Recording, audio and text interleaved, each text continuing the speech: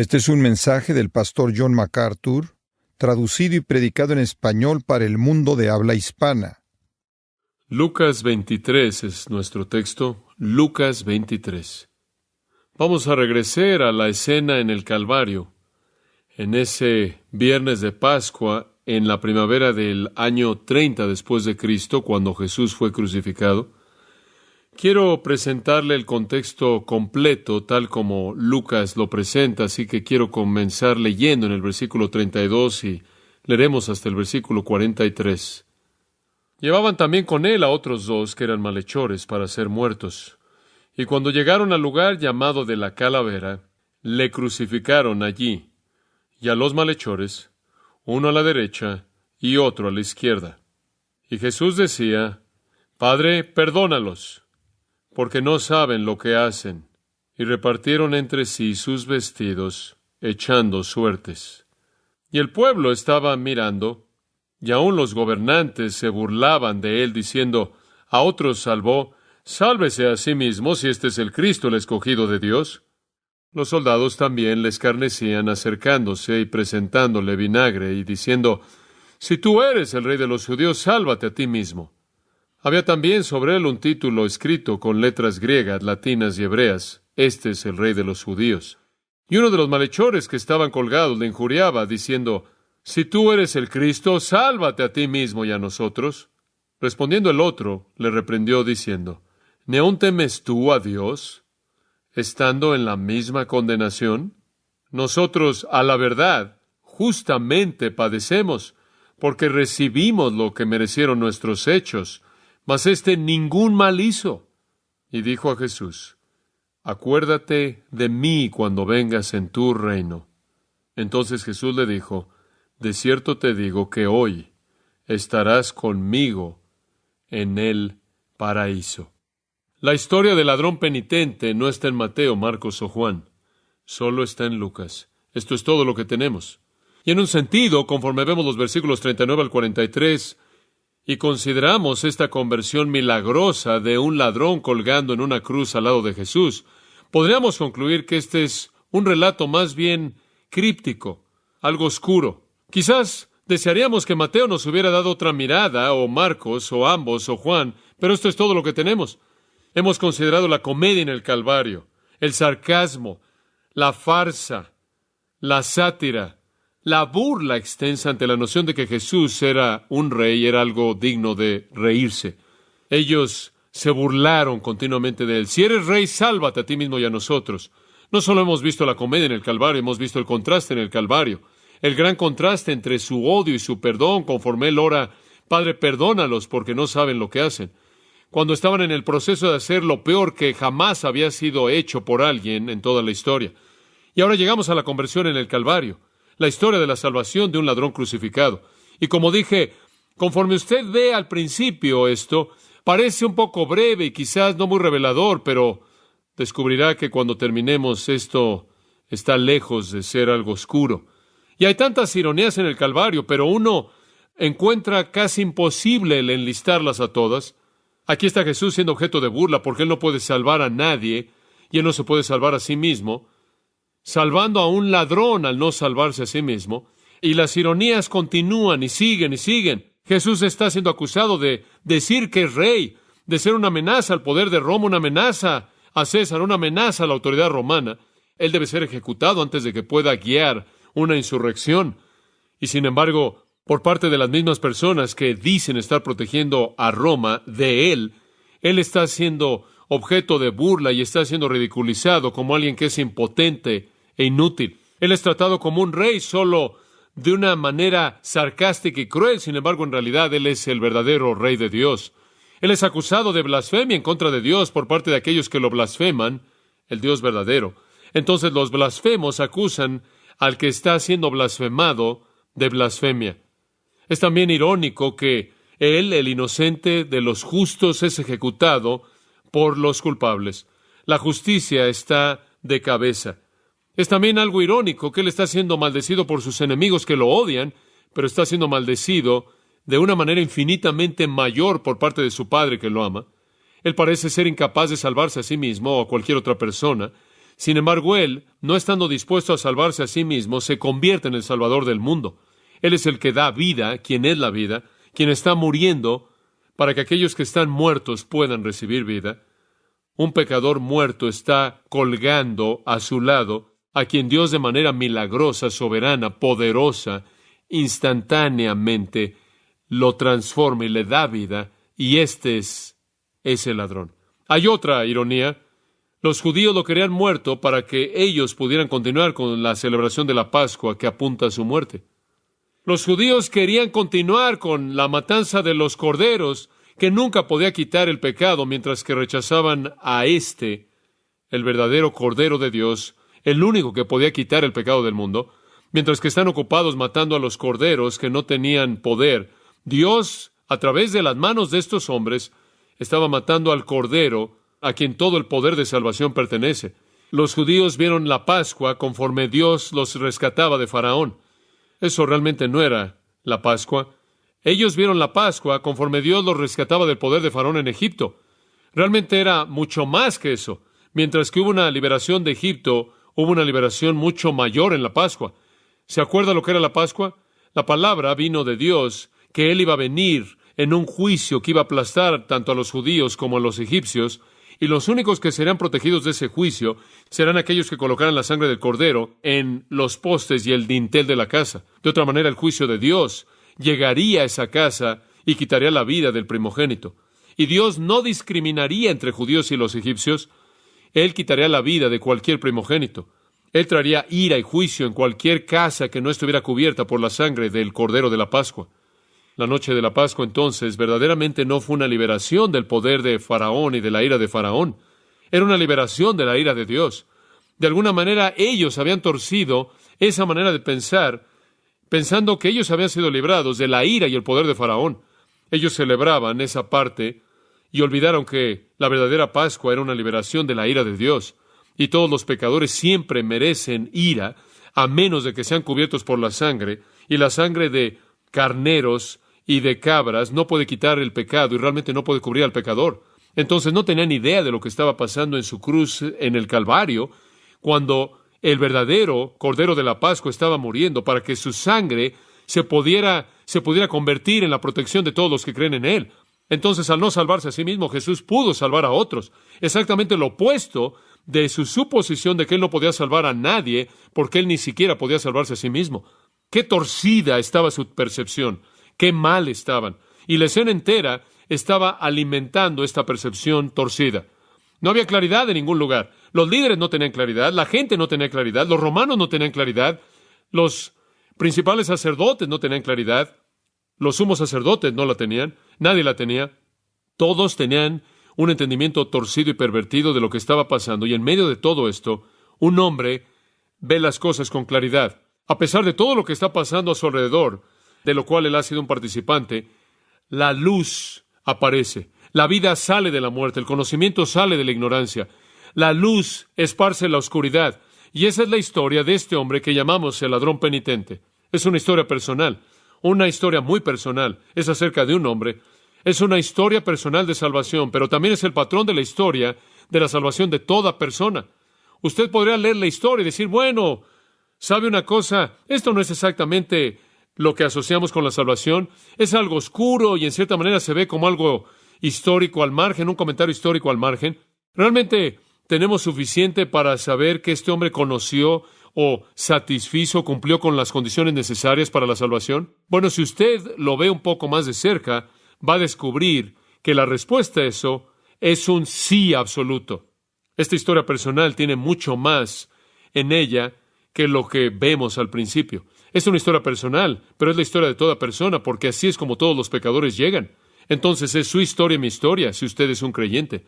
Veamos la historia y veamos cómo se desarrolla. Versículo 39. Y uno de los malhechores que estaban colgados le injuriaba diciendo, si tú eres el Cristo, sálvate a ti mismo y a nosotros.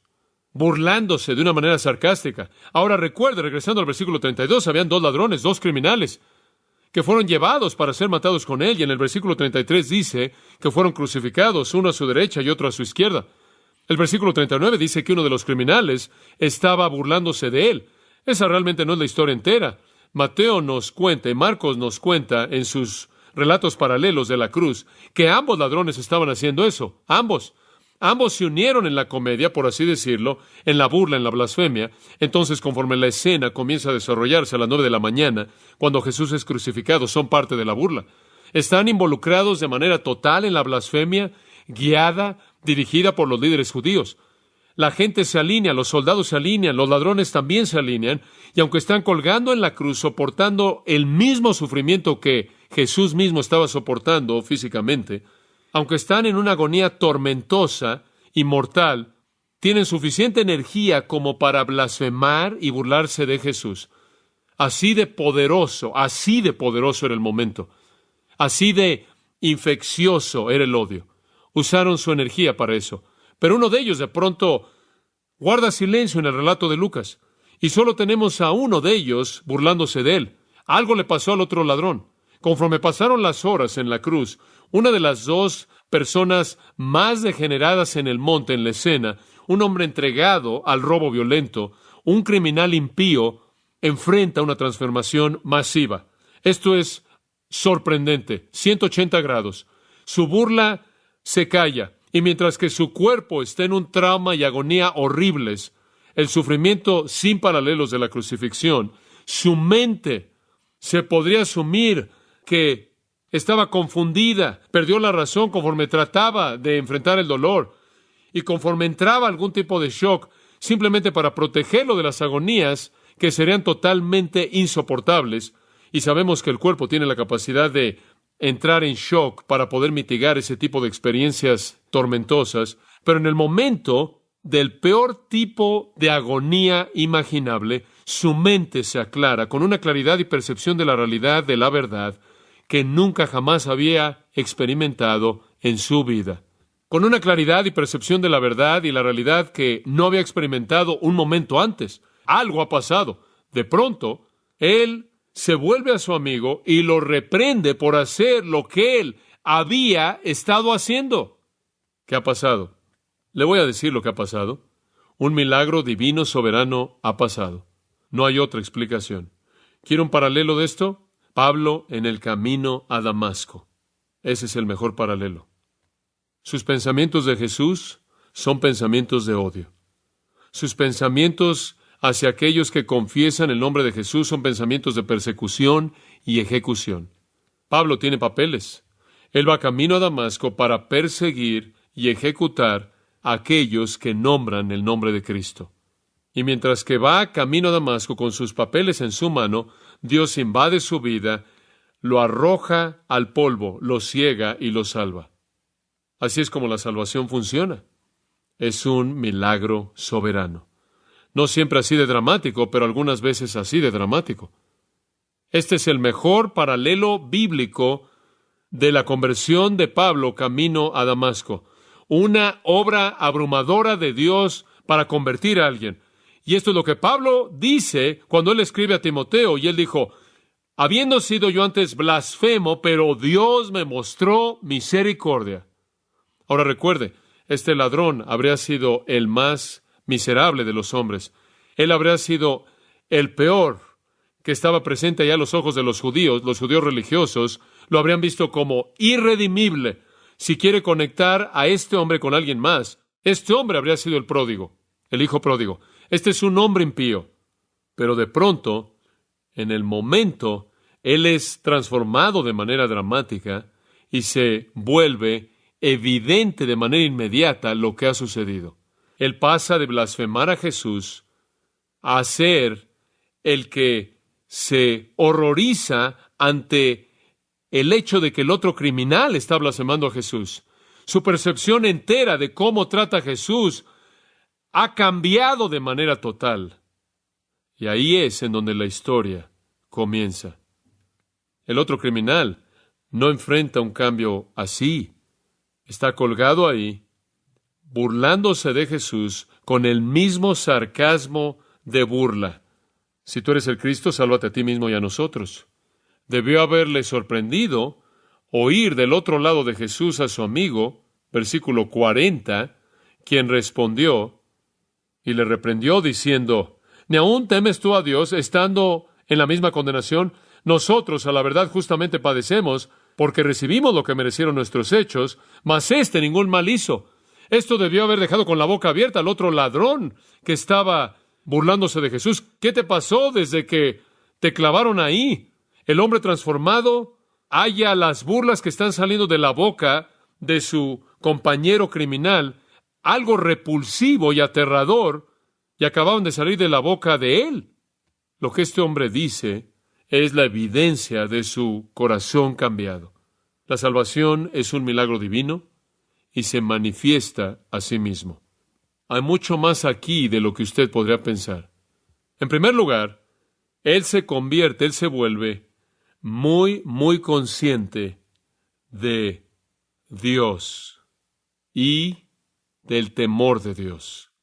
Después, él reconoce abiertamente su propio pecado. Después él confiesa la perfección de Cristo y afirma que él es el Mesías y que él es el Salvador. Es algo sorprendente.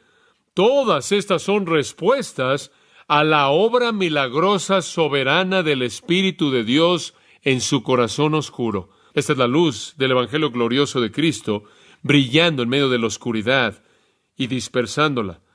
Quiero, en cierta manera, desempacar esos elementos que son evidencias manifiestas de que Dios ha hecho la obra de transformación. El otro pecador, sin temor de Dios, sin temor de juicio, sin sentido de pecaminosidad, sin sentido de justicia, sin sentido de culpabilidad, sin deseo de ser perdonado, sin anhelo de justicia, sin deseo de reconciliarse, y el ladrón que ha sido transformado confronta esa condición trágica, la cual momentos antes había sido su propia condición. Él ya no la puede entender. En un momento del tiempo, él pasó de ser parte de ello a no poder comprenderlo. ¿Cómo puedes actuar así? ¿Cómo puedes hablar así? ¿No temes a Dios? ¿No estás recibiendo lo que mereces? ¿No sabes que este hombre es justo? ¡Qué transformación! Entonces veámosla más de cerca. Mientras que un criminal está burlándose de Jesús, el otro le respondió, reprendiéndole. Le reprendió. Reprendió es una palabra muy fuerte, epitimao. Él dijo, ¿ni aún temes tú a Dios? Permítame decirle que la primera evidencia de que Dios está llevando a cabo la obra de conversión es el temor de Dios. El temor de Dios. Si alguien se ha convertido a Cristo, si alguien es regenerado y si alguien ha nacido de nuevo, hecho nuevo, Pablo dice en 2 Corintios 5:17 que él se convierte en una nueva criatura. Las cosas viejas pasaron, todas son hechas nuevas. Hombre, vemos eso aquí de manera clara. Y lo primero que usted ve en una conversión real es una conciencia aguda, sensible de que Dios es una amenaza. Tener miedo de Dios, literalmente temer a Dios. Él realmente no está buscando que alguien lo baje de la cruz. Él no está tratando de encontrar a alguien que lo pueda salvar de la muerte física. Él quiere asegurarse de ser salvo del juicio divino. Su problema realmente no es lo que le está pasando en la tierra, es lo que va a pasarle cuando llegue al trono de Dios. Sin duda alguna, él es un judío, creado para conocer las leyes de Dios, para entender a Dios, la santidad de Dios, la ley de Dios, la obediencia a la ley de Dios. Él es un violador de la ley de Dios. Él es un violador abierto de la ley de Dios. Él es un violador conocido de la ley de Dios. Él es un violador juzgado y probado de la ley de Dios, y él está muriendo una muerte que es justa, y él lo dice. Y la ley de los hombres era un reflejo de la ley de Dios, ciertamente en Israel, y entonces él sabe que si esto es lo que los hombres le hacen por quebrantar la ley de Dios, ¿qué es lo que Dios me va a hacer? De pronto, él entiende con claridad lo que él había aprendido acerca de la ley y la culpabilidad y el pecado y el juicio. Él sabía que él era un violador. Él estaba convencido internamente por la obra del Espíritu Santo para estar consciente de que lo que él estaba recibiendo por parte de un juez humano era solo una muestra pequeña de lo que él iba a recibir por parte de un juez divino. Y para añadir a su culpabilidad, lo cual lo colocó en la cruz, usted puede añadir que él había estado blasfemando al Mesías, y él ahora lo sabe, produciendo inclusive una mayor culpabilidad. A partir de este punto de claridad, él ni siquiera puede imaginarse que él hizo eso, que él dijo lo que dijo a Jesús, y él no puede entender cómo su amigo puede decir eso. Y él dice en el versículo 40, ¿Ni aún temes tú a Dios, estando en la misma condenación? Son dos del mismo tipo. Mira, estamos recibiendo exactamente lo que merecemos. ¿No tienes temor de lo que te va a pasar cuando termines delante de Dios? Como Jesús lo dijo en Lucas 12, 4 y 5, no teman a los que destruyen el cuerpo, sino temed a aquel que destruye tanto el alma como el cuerpo en el infierno. Y le voy a decir esto y necesita recordar esto. Romanos 3:18 dice esto cuando define la naturaleza inherente del hombre caído y su pecaminosidad. No hay justo ni aun uno, no hay quien entienda, no hay quien haga lo bueno, etc. Ese texto del versículo 10 de Romanos 3 al versículo 18 termina en el versículo 18 con esta declaración: no hay temor de Dios delante de sus ojos. Es característico del no regenerado el no temer a Dios. Este es un comentario típico no regenerado. He vivido una vida bastante buena. Ciertamente Dios me va a llevar al cielo. Como los judíos en Romanos 10 que no entendían la justicia de Dios. El pecador no vive bajo el temor de Dios. Él debe ser traído bajo el temor de Dios mediante el poder de convencimiento de Dios. Este ladrón, quien todavía está burlándose de Jesús, no tiene temor de Dios como el resto de los otros pecadores. Pero el pecador que viene a la salvación ha sido traído por el poder del Espíritu de Dios a un temor mortal de juicio divino. Y amigos míos, conforme comunicamos el Evangelio a los pecadores, usted no puede retener esa realidad. El Evangelio no le está diciendo a los pecadores que Jesús los va a hacer felices, o que Jesús les va a dar una mejor vida, o que Jesús va a arreglar el dolor y va a traer satisfacción y todo eso. El mensaje de salvación es: usted es un violador de la ley de Dios y usted se dirige al castigo eterno bajo la ira de Dios. Más vale que teme a Dios. Más vale que tema a Dios. Ese es el mensaje. Y cuando usted ve una conversión real, usted ve esto y nos recuerda, ¿no es cierto?, a Lucas 18.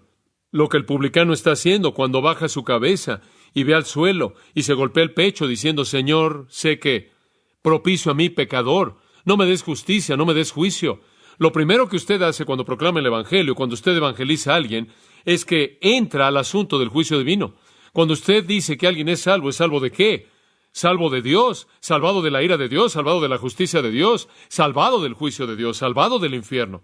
De pronto, él tiene una claridad absoluta en su mente del hecho de que él va a estar de pie ante Dios como pecador, con nada que lo pueda rescatar. Esa es la primera evidencia de una obra de salvación en el corazón.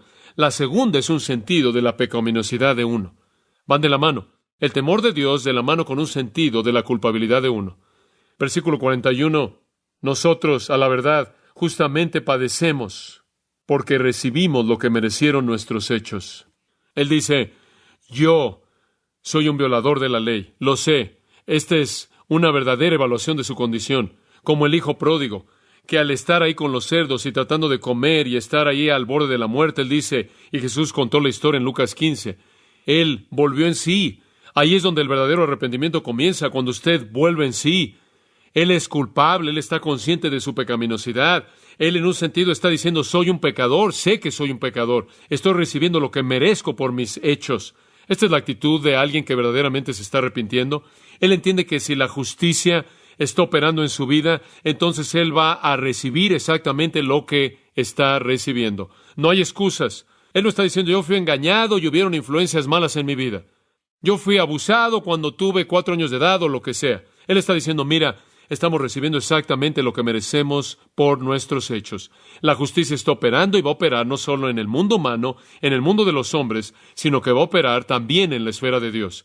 La realidad espiritual aclara el hecho de que a pesar del sistema de judaísmo que enseñaba salvación por obras, la salvación por esfuerzo personal, la salvación por ceremonia, etc., el verdadero convertido no pide nada, sino que nada más confiesa su culpabilidad total y su condición de bancarrota absoluta. Él no tiene nada que ofrecerle a Dios, nada de lo que pueda jactarse. Como el hijo pródigo, él regresa apestando y muriendo. Él necesita misericordia, él necesita gracia y lo sabe. Él es un pecador indigno. Estas son las evidencias de una obra salvadora de Dios. Él necesita misericordia y nunca ha sido así de clara. Por cierto, el pecado nunca se vuelve tan claro para el pecador como cuando está en la presencia de la justicia. Como Isaías, quien en la presencia de Dios, quien era santo, santo, santo, él dijo: ¡ay de mí, porque soy un hombre de labios inmundos! Él tuvo una percepción clara del juicio de Dios, el cual él merecía, y una percepción clara de su gran culpabilidad. Hay un tercer elemento que se vuelve una evidencia para nosotros de la obra de Dios en su corazón, y esto es que él creyó en Cristo. Él creyó en Cristo.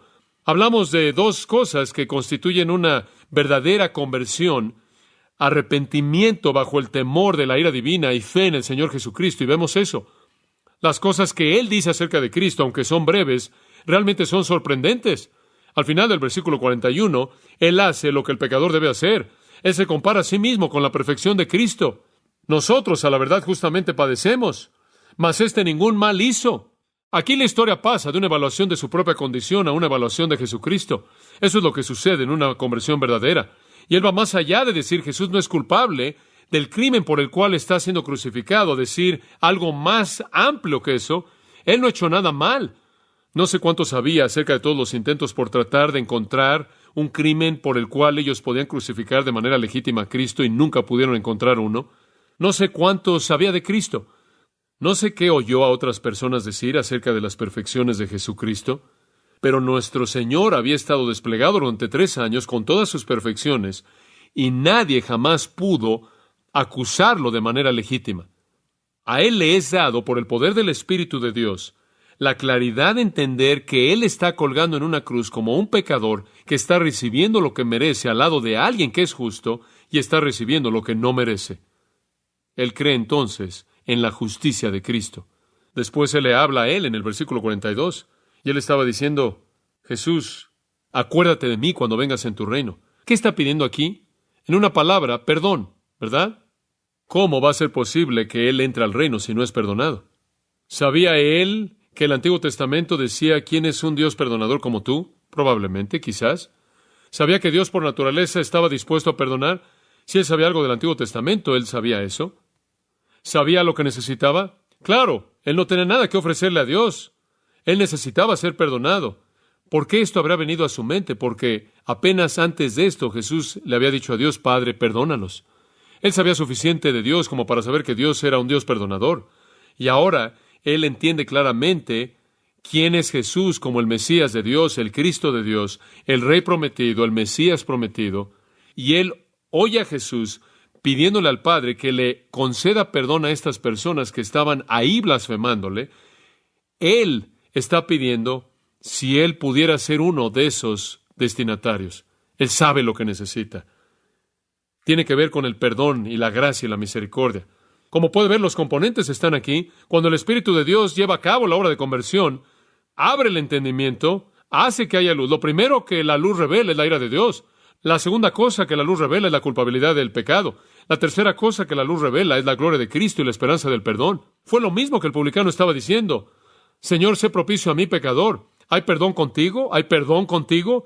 Y él entendió claramente que esta oración pidiendo perdón era bastante sorprendente, porque él estaba pidiendo a su Padre que perdonara a las personas que estaban cometiendo el peor crimen que jamás ha sido cometido. Están matando al Hijo de Dios y lo están haciendo con sarcasmo y burla y desafío. Y entonces él concluye que si hay perdón, si hay gracia, si hay misericordia disponible por parte de Dios a la gente que está haciendo esto, quizás pueda haber gracia, misericordia y perdón para mí. Quizás podrá ser uno de aquellos que reciben ese perdón. Y después, me encanta esto, él estaba diciendo Jesús, Yeshua. ¿Qué significa eso? Jehová salva. Así es como lo expresa el texto original. Llamaremos su nombre Jesús, porque Él salvará a su pueblo de sus pecados. Mateo 1:21, Yeshua. Él reconoce a Jesús como justo. Él reconoce a Jesús como una fuente de perdón y gracia y misericordia. Él reconoce que Jesús es tan misericordioso y tan lleno de gracia que Él ni siquiera está culpando a estas personas por el pecado que están cometiendo en contra de Él, sino que más bien desea que sean perdonados. Y Él ve, creo yo, todo esto con claridad, concedida únicamente por el Espíritu de Dios, quien tomó, quizás a partir de su trasfondo, quizás a partir de conversaciones, quién sabe de dónde vino, la capacidad de tener la claridad de entender esto, porque Él tenía que conocer la verdad acerca de Cristo. Después Él dice Jesús, hay mucho en esa palabra. Él reconoce a Jesús como el Salvador. ¿Cómo sabes eso? ¿Por qué Él entonces le pediría que lo recordara cuando viniera en su reino, a menos de que Él pensara que Él era el que podía salvarlo? Él no le dice, querido Señor, ¿podría encontrar a alguien que me pudiera salvar? Él no le dice, ¿Podría conectarme con alguien quien está a cargo de salvar a personas como yo? Él dice, Jesús, Yeshua, sálvame. Acuérdate, más que un pensamiento. Pensamos acerca de acuérdate como algo así nebuloso. Eso no está hablando. Mucho más que eso. Es un ruego de un pecador penitente, quebrantado, indigno, pidiendo gracia y perdón. Y lo que él realmente está diciendo es, sálvame del juicio de Dios. Sálvame de lo que yo merezco. Perdóname. Lo has orado. ¿Puedo ser uno de aquellos que sea una respuesta a tu oración? Y después me encanta esto. Hombre, está presentando una cristología bastante amplia, porque él dice, acuérdate de mí cuando vengas en tu reino. Él entiende la escatología del Antiguo Testamento. ¿Qué enseñaba el Antiguo Testamento? Que el Mesías vendría al final de la época gloriosamente y establecería un reino, ¿verdad? Cumpliendo todas las promesas a Abraham, todas las promesas a David, y cumpliendo todas las promesas reiteradas del Antiguo Testamento que son repetidas una y otra vez por los profetas, incluyendo la salvación del nuevo pacto a Israel, y que se establecería en la tierra un reino que es definido y descrito a gran detalle en el Antiguo Testamento, un reino terrenal real en donde Israel será salvo, Jerusalén será exaltada, el Mesías establecerá su trono en Jerusalén, a partir del cual él gobernaría el mundo será lleno de conocimiento y lleno de paz, y él gobernaría con vara de hierro y justicia y gloria. Él tiene entendimiento mesiánico, él entiende que el Mesías va a traer un reino, y entonces él dice, acuérdate de mí cuando vengas en tu reino. Nadie sobrevivía a la crucifixión, entonces él también creyó que Jesús moriría y que resucitaría y traería su reino. Esa es una cristología bastante buena. Eso es exactamente lo que estaba diciendo. Acuérdate de mí cuando vengas en tu reino. Él está diciendo, este no es el final de ti. Como el centurión recuerde, quien dice, verdaderamente este es el Hijo de Dios, él está convencido. Dice usted, bueno, quizás él conocía el poder de Jesús sobre la muerte. Probablemente, porque toda persona en la ciudad sabía que él había resucitado a Lázaro de los muertos. Y Mateo nos dice en Mateo 27 que los ladrones estaban burlándose de él y las otras personas estaban diciendo, tú que dijiste, destruid este templo y en 3 días lo edificaré. Se estaban burlando de él acerca de su declaración de que iba a resucitar. Entonces, ellos hicieron de la resurrección un problema a los pies de la cruz. Él ha llegado a un entendimiento amplio de quién es Cristo. Él entiende que Él es el Mesías. Él es el ungido de Dios, el Rey escogido, porque Él va a traer el reino. Él entiende que Jesús es justo, Él entiende que Él es un Salvador, Él entiende que Él va a morir y a resucitar, y que Él va a venir en su reino, y Él va a traer a los santos que le pertenecen a Él, y Él quiere ser uno de ellos. Esta es una petición escatológica. En el Antiguo Testamento los judíos veían su muerte hasta la venida del fin de los siglos y la gloria del reino como una especie de espera. Ellos no tenían un entendimiento muy completo de lo que sucedía después de que moría. Hablaban mucho del Sheol y la tumba, y su idea quizás era, Señor, en el futuro, en el último día, cuando después de que hayas muerto y resucitado a tus santos, él probablemente conocía a Daniel 12, que los santos van a ser resucitados y traídos a un lugar de gloria en el reino. Cuando ese día venga, Señor, ¿podría estar en tu reino? Él sabe que será mera gracia, será mera misericordia. ¿Podrías resucitarme y hacerme parte de tu reino? Él está hablando de la gloria de esa época final en el reino mesiánico, que después pasa al reino eterno y a los cielos nuevos y a la tierra nueva, en donde Cristo reina por los siglos de los siglos. Yo quiero estar con los santos en la gloria del reino. Sé que no soy digno, pero ¿te podrías acordar de mí? ¿Podrías traerme contigo cuando tú vengas en tu reino? La respuesta que Jesús le da es absolutamente sorprendente. Versículo 43. Y le dijo, de cierto te digo. ¿Por qué añade el desierto? Porque esto es tan difícil de creer. Esto es realmente difícil de creer. Esto realmente es imposible de creer. Este es otro golpe en contra de las sensibilidades de los líderes religiosos, como el padre que corre y besa al hijo pródigo y lo besa en toda la cabeza y le coloca la túnica y el anillo y le da sandalias y lo hace su hijo de manera plena y lo lleva a su propiedad y tiene una celebración, una reconciliación plena, tiene todos los derechos de ser hijo de manera plena, riquezas plenas, recursos plenos. Ese tipo de shock. Usted simplemente no abraza a un pecador miserable que ha vivido su vida entera de una manera pecaminosa. Este es un hijo pródigo. Este es un pródigo colgando en una cruz. Aquí es donde en últimas termina un pródigo. Inclusive los hombres reconocen eso. Él está crucificado aquí y lo que Jesús le dice es algo incoherente. Él dice, de cierto te digo. Y él incluye de cierto ahí porque es simplemente demasiado difícil de creer. Hoy estarás conmigo en el paraíso. Ahora, si Jesús hubiera sido un católico romano, él habría dicho, sí, quizás ya para cuando el reino venga, ya habrá salido del purgatorio. O si él hubiera estado en el sistema judío de obras, él le habría tenido que decir, ¿sabes una cosa? Me gusta tu actitud, pero no tienes tiempo para ganarte el derecho de entrar. Estás casi muerto. ¿No hay mucha esperanza para ti? ¿Qué es esto? ¿Hoy te haré un lugar en el paraíso? No en la parte de afuera, y conforme tú demuestres algún tipo de desarrollo espiritual allá afuera, te vamos a meter más cerca de la ciudad. No, hoy estarás. ¿Cuál es la siguiente palabra? Conmigo. ¿Tenía el derecho de estar con Cristo? ¿Estás bromeando? ¿Conmigo hoy? ¿Qué tuvo que hacer para ganárselo? Nada. Él habría muerto antes de que pudiera hacer algo. Esto es gracia, ¿no es cierto? Este es el Padre besando al Hijo. Esta es reconciliación plena, instantánea. Hoy, paraíso, paradeisos. Una palabra antigua persa para referirse a un huerto, un jardín. Es sinónimo del cielo. En 2 Corintios 12, Pablo dice en el versículo 2, fui llevado al tercer cielo. Y en el versículo 4, él dice que él fue llevado al paraíso. Lo mismo. Tercer cielo, primer cielo atmosférico. Segundo cielo celestial, tercer cielo, la morada de Dios. Eso es paraíso. O en relación al 7, Jesús dice, al que venciere, le daré del árbol de la vida que está en el paraíso de Dios. Y si usted pasa a Apocalipsis 21 y 22, el árbol de la vida está en el cielo. Entonces, él no está diciendo nada más que tú vas a estar conmigo en el cielo hoy. No hay lugar de espera, no hay lugar de transición. Ausente del cuerpo, presente al Señor. Partir y estar con Cristo. Si esa no es la ilustración más grande de gracia, no sé cuál es. Este es un hombre cuya vida entera lo hacía merecedor del infierno. Y en un momento un Dios soberano actuó y le dio un entendimiento claro de quién era Él y quién era Cristo, y por el poder del Espíritu Santo lo rescató del juicio divino, y ese mismo día lo encontró en el cielo y tuvo comunión con Él. ¿Puede usted entender lo absolutamente inaceptable que es esto a un sistema de justicia por obras? Y hay algo también aquí que me sorprende. La mayoría de nosotros en algún punto de nuestra vida cristiana hemos hecho la pregunta, ¿realmente soy cristiano?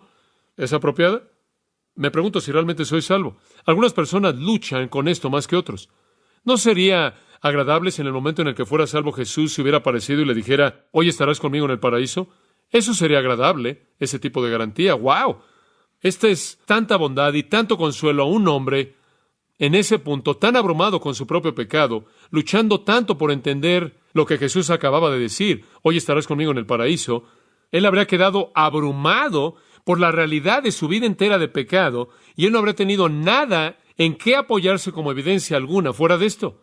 Y entonces, para quitar cualquier ansiedad indebida, Jesús le dijo, estarás ahí conmigo, conmigo. El cielo no es un lugar en donde usted puede ir y ver a Jesús. El cielo es un lugar en donde usted estará con Él. Él hará su morada con usted. Él ha pedido un lugar en el reino futuro y Cristo le dio un lugar en su presencia ese día y para siempre. Inconcebible para el hermano mayor, ¿verdad? Cielo instantáneo. Él creyó en un reino terrenal, un reino mesiánico. Él creyó que el reino sería poblado por santos y gobernado por el Mesías. Él creyó que Jesús era el Mesías, Jesús era el Salvador, Jesús era el justo, Jesús ofreció perdón de gracia y él pidió ese perdón y lo recibió. Entonces los burladores están mal. Jesús puede salvar. Pero la única manera en la que él puede salvar a pecadores es al no salvarse a sí mismo. ¿Entendió el ladrón en ese momento que Jesús de hecho estaba colgando en la cruz y era inocente? Sí. ¿Entendió también que Jesús estaba llevando su culpabilidad? No sé. Pero ciertamente el publicano en Lucas 18, golpeándose el pecho y diciendo, sé propicio a mí, pecador, no entendió la cruz. Antes de la cruz y la resurrección, este es un ejemplo clásico de una conversión del Antiguo Testamento. Nada más que va más allá de una conversión del Antiguo Testamento. Él ha venido a Cristo y él cree hasta donde él puede saber la verdad de Cristo. Entonces los burladores realmente están mal. Él puede salvar, pero para salvar a otros, él tiene que entregar su propia vida. Esta es la historia de un hombre y es la historia de todos nosotros. Fuimos arrebatados, ¿no es cierto? Por gracia soberana. Y recibimos la luz en medio de la oscuridad y la vida en medio de la muerte. Y cuando entendimos la ira de Dios, la realidad del pecado y la verdad de Cristo, y pedimos gracia y perdón. Y el Señor está tan dispuesto que tan pronto como usted pide, Él está dispuesto a decir hoy, si este es el día en el que mueres, estarás conmigo. Algunas personas creen que cuando Jesús murió, Él fue al infierno durante 3 días. No, Él fue y anunció su triunfo, pero ese mismo día, Él estuvo con ese ladrón en el cielo. ¡Qué gracia! Esta es la gracia que viene a cualquiera que pide perdón. Esta es la gracia que viene a cualquiera que pide perdón. Padre, te damos de nuevo gracias por la claridad de las Escrituras. Gracias por su riqueza y estamos tan bendecidos, Señor. ¿Qué podemos decir? No hay palabras para expresar gratitud. Pasaremos la eternidad continuamente diciendo gracias porque nos arrebataste de la oscuridad y nos levantaste de la muerte y nos diste vida por tu poder soberano. Esto es tan sorprendente, tan impresionante. La salvación, de manera tan clara, es por gracia a través de la fe, no por obras. Esto te exalta tanto. Esto despliega de una manera magnífica la gloria de tu amor y tu compasión y tu misericordia y tu gracia. Todos somos como el ladrón penitente. Todos estamos bajo la ira de Dios. Somos rescatados por el Dios mismo, que nos destruiría si no nos rescatara. ¡Qué gran misericordia gloriosa es esta! Y te damos gracias, porque podemos ser perdonados, porque nuestros pecados fueron pagados por Cristo. Padre, gracias de nuevo por abrir nuestros corazones a la verdad. Te damos gracias por la bendición de la adoración y la comunión en esta mañana. Gracias por el gozo de cantar estos himnos y estar con aquellos que te aman y aquellos que amamos. Gracias por los amigos que han venido a visitarnos el día de hoy. Oramos, Señor, porque tú tomes la verdad y la derrames en la profundidad de nuestros corazones, para que te podamos conocer y para que podamos regocijarnos en conocerte en la plenitud del entendimiento de la grandeza de tu salvación. Tráenos de nuevo en esta noche con gran expectativa conforme abrimos tu palabra en comunión de nuevo. Te damos gracias en el nombre de Cristo. Amén. Para más información sobre los mensajes y libros